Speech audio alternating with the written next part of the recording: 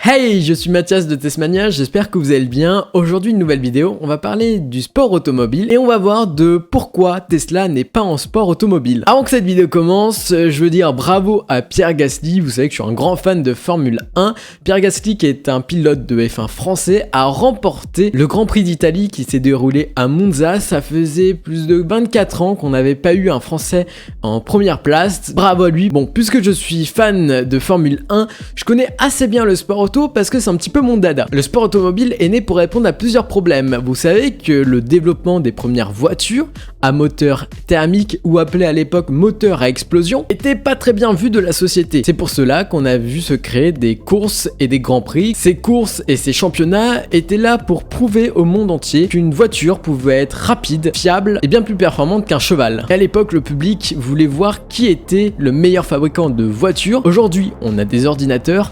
Avant, on n'avait pas d'ordinateur. Le seul moyen, c'était d'organiser des courses pour voir qui était le plus rapide. À l'époque, c'était quand même très technique, on est loin de toutes les assistances actuelles. Aujourd'hui, la F1, c'est la catégorie reine du sport automobile et c'est vu comme un sport de luxe. Place de pilote donc coûte cher, les sponsors brassent beaucoup de cash, les écuries brassent aussi beaucoup de cash, il y a de nombreuses célébrités qui viennent dans les paddocks. En gros, la F1 est un sport mettant luxe, business et sport en plusieurs week-ends. Ces dernières années, la F1 est passée à l'hybride, c'est là où les écuries ont travaillé sur des moteurs hybrides avec la récupération d'énergie. Le monde du sport automobile a vu naître la Formule E, une catégorie qui met en scène des monoplaces 100% électriques.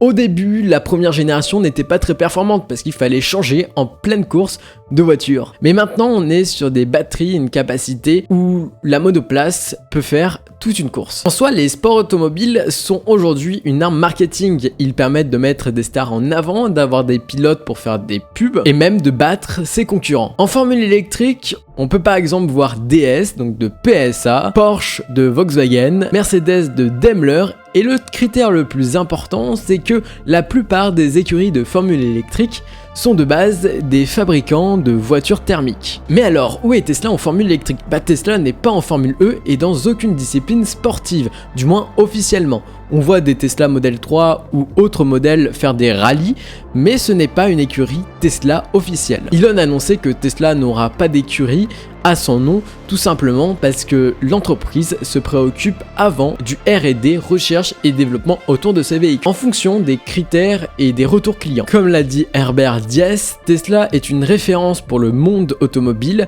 et donc en soi Tesla n'a rien à prouver aux autres. De plus, Tesla c'est un constructeur 100% électrique, donc c'est ce qui rend son image unique. Alors que quand on voit Porsche et Mercedes, ces deux sont rivaux de base et en électrique ils doivent prouver leur potentiel. Mais alors dans le futur, est-ce que Tesla va s'intéresser au sport auto ? Ma réponse est oui et non. Tesla n'aura certainement pas d'écurie, néanmoins Tesla bossera sur l'adaptation de ses véhicules pour des championnats. Par exemple, la Tesla Roadster aura simplement un écrou comme en Formule 1. Cela va permettre à des écuries d'acheter le modèle Roadster pour participer à des championnats ou à des courses. En fait, quand on voit la Formule 1, la Formule électrique et d'autres catégories, ce sont des sports pour mettre la vitrine en fait. C'est proposer aux spectateurs le produit. Quand on parle de Ferrari, on pense à Michael Schumacher dans une motoplace Ferrari. Quand on parle de Mercedes, McLaren, Ferrari, on voit toujours les F1 sur place. Parce que les monoplaces de ces écuries, ce sont les vitrines des performances et de la fiabilité de la marque. Mais Tesla n'a pas besoin de cette vitrine en sport auto. L'entreprise dispose déjà du Roadster. Par ailleurs, on sait très bien que le sport auto, c'est du marketing et Tesla, s'en fout du marketing. Tesla ne fait pas de pub, mais accentue son activité sur le web avec ses stratégies digitales. Après, quand on y pense, le sport auto aujourd'hui et la Formule 1 et la Formule électrique n'est pas aussi développé chez les jeunes. Après, si dans quelques années la Formule électrique devient un sport à la mode chez les jeunes, on peut bien voir Tesla comme sponsor d'un pilote ou bien même voir son écurie dans le futur. Mais pour l'instant, on n'y est pas. Pour conclure, Tesla et Elon Musk s'en foutent royalement du sport auto. Parce que c'est vrai que le sport automobile dans le monde, c'est assez vaste, il y a plusieurs catégories et ça change d'un continent à l'autre. Le sport automobile est différent en Asie, en Océanie, aux États-Unis et même en Europe. Il y a différentes catégories, différents types de profils. C'est trop vaste pour entrer dans le sport. Voilà, j'espère que cette vidéo vous a plu, j'espère qu'elle vous a appris plein de choses. N'hésitez pas à vous abonner, à nous suivre sur les réseaux sociaux, Twitter, Instagram, Facebook.